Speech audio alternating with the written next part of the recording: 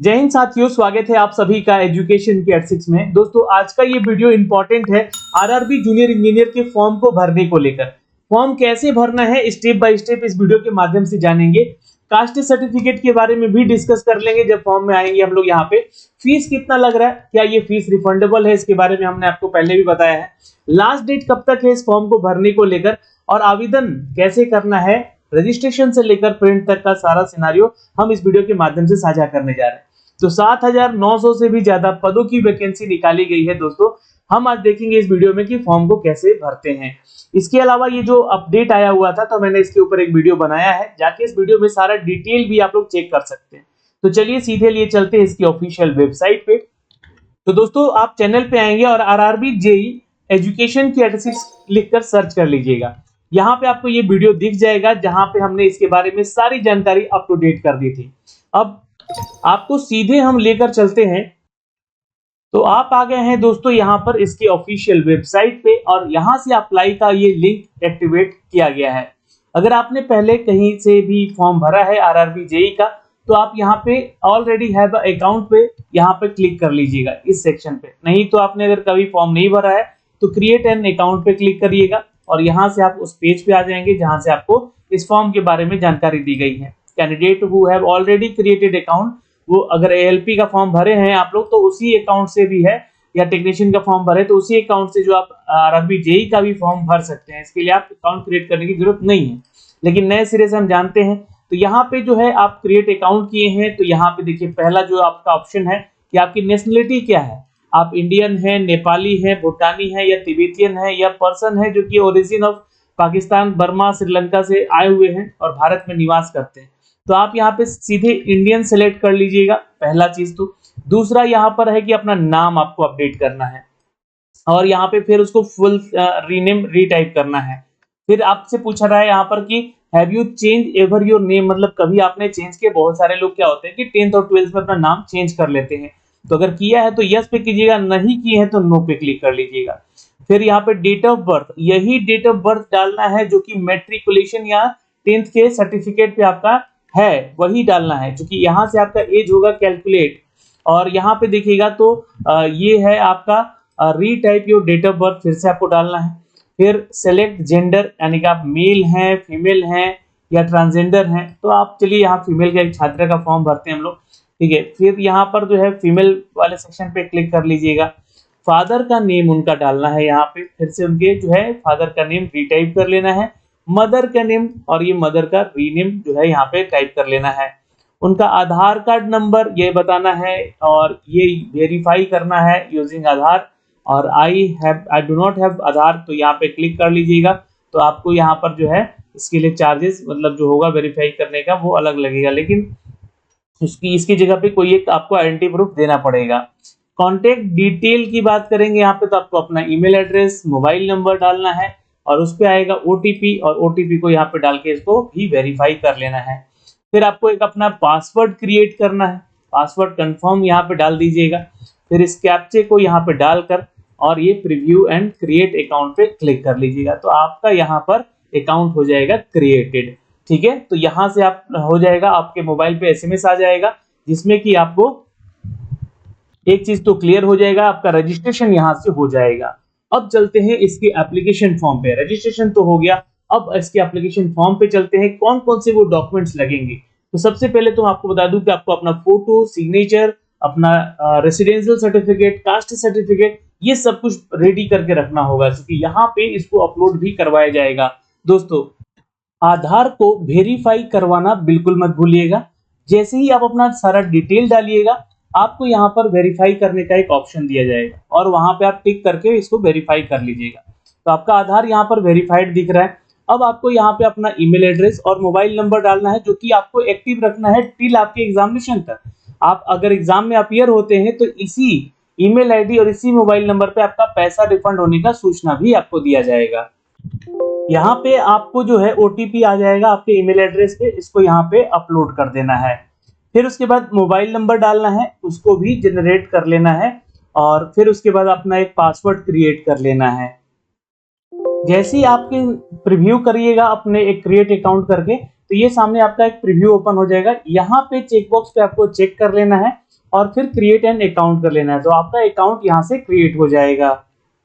अब ये आपको जो है फिर से लॉगिन वाले पेज पे भेज देगा, जहां पे आप अपना ईमेल आईडी या फिर आप अपना मोबाइल नंबर डाल के और जो पासवर्ड आपने क्रिएट किया है और ये कैप्चा यहाँ पे डाल के लॉगिन कर लीजिएगा। अब आपके सामने कुछ इस तरह से पेज ओपन हो जाएगा। यहाँ पे ध्यान रखिएगा, आपके पास 30 मिनट है इसको प्रोसीड करने के लिए, ऑनलाइन एप्लीकेशन को भरने के लिए।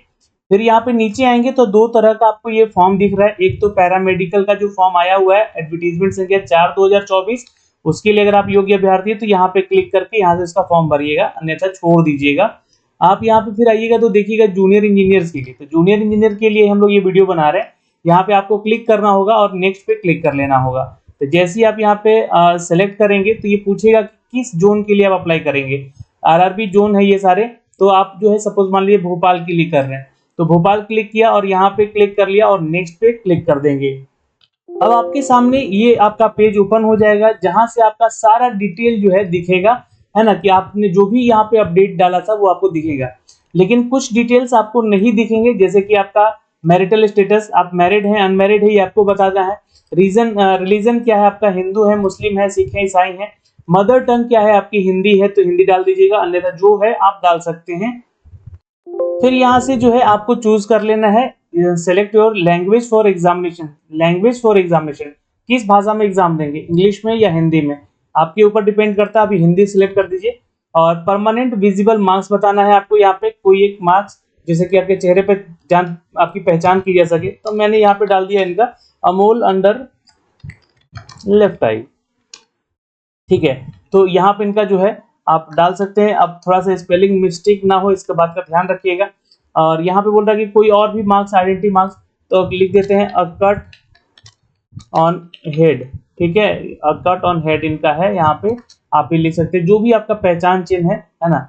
फिर उसके बाद आपको सेलेक्ट कंट्री चूज करना है, यहाँ सॉरी कम्युनिटी चूज करना है, किस कैटेगरी से आप बिलोंग करते हैं। तो सपोज ये एसटी कैटेगरी से बिलोंग करते हैं तो मैंने यहाँ पे एसटी कर दिया। बट यह ध्यान रखिएगा इसके लिए आपको यहाँ पे सर्टिफिकेट इसका देना पड़ेगा जब भी यहाँ पे एलिजिबल आप होंगे। तो नेम ऑफ द ट्राइब्स जो है आपको यहाँ पे बताना होगा कि किस ट्राइब से आप बिलोंग करते हैं, उसका सर्टिफिकेट नंबर जो बना हुआ है, और अथॉरिटी का नाम, जैसे कि आप आरओ या सीओ किसके थ्रू बनवाए हैं या चीफ सिटी मजिस्ट्रेट के द्वारा बनवाए हैं, ये सारे यहाँ पे अपडेट कर दिए गए हैं।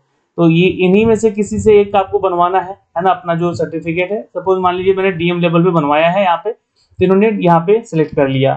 फिर कहाँ से बनवाया है ये आप बता दीजिएगा कि बिहार से बनवाया है या किसी अन्य स्टेट से, जहाँ से बनवाया है आपने उसका अपडेट दीजिएगा।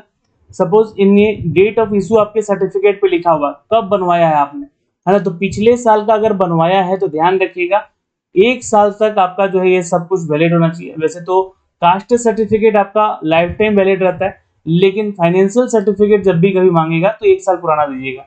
जैसे इनका 1 साल पुराना ही बना हुआ है तो मैंने यहाँ पे 2 अगस्त यहाँ पे 2023 का बना हुआ है। Do you wish avail to free rail travel pass, तो यहाँ पे चाहते हैं तो नो पे या यस पे क्लिक कर लीजिएगा।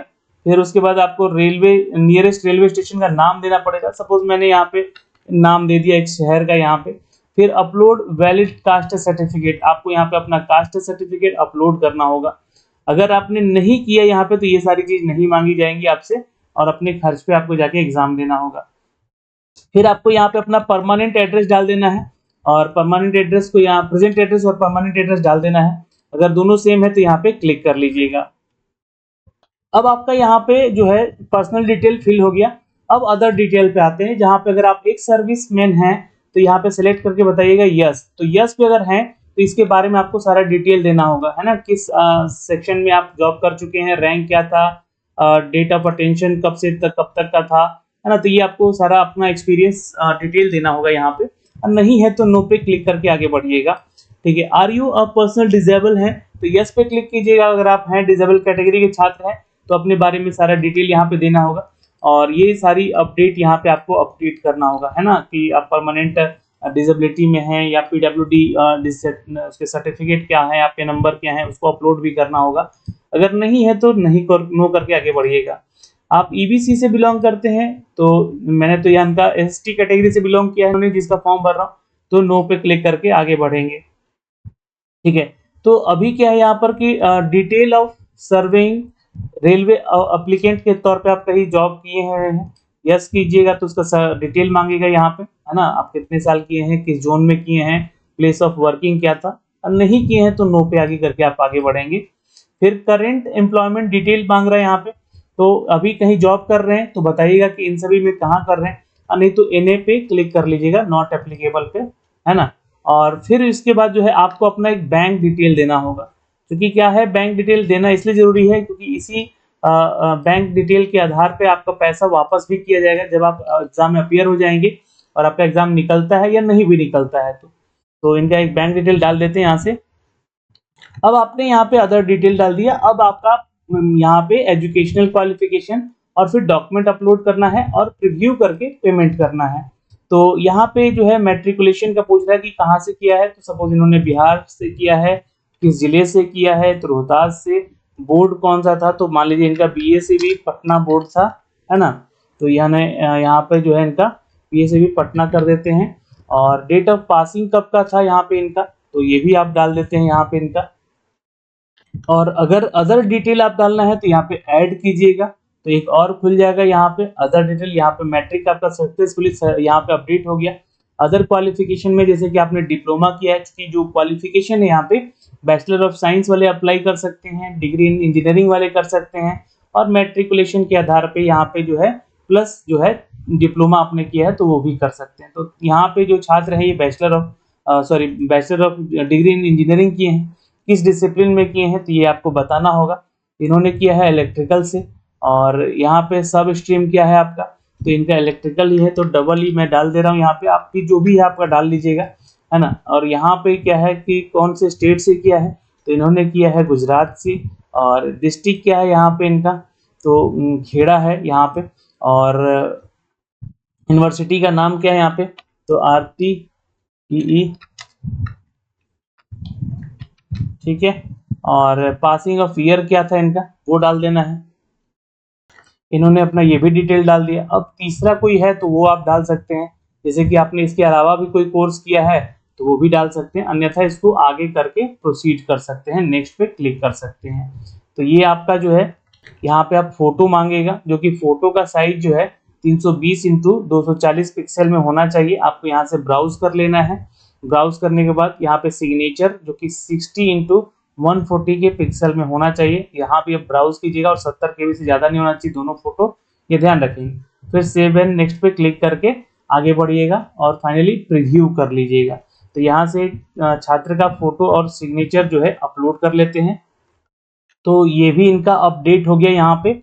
अब यहाँ पे प्रीव्यू कर सकते हैं और अपने प्रेफरेंस को चूज कर सकते हैं।